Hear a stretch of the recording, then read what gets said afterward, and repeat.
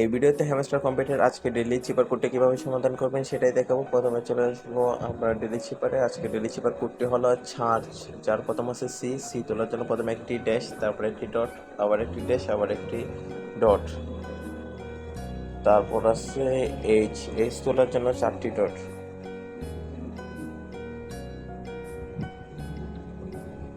এরপরে আছে এ তোলার জন্য প্রথমে একটি ডট, তারপরে একটি ড্যাশ,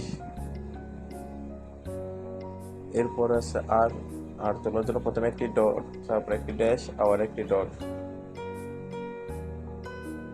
এরপর আছে জি তোলার জন্য প্রথমে দুইটি ড্যাশ, তারপর একটি ডট,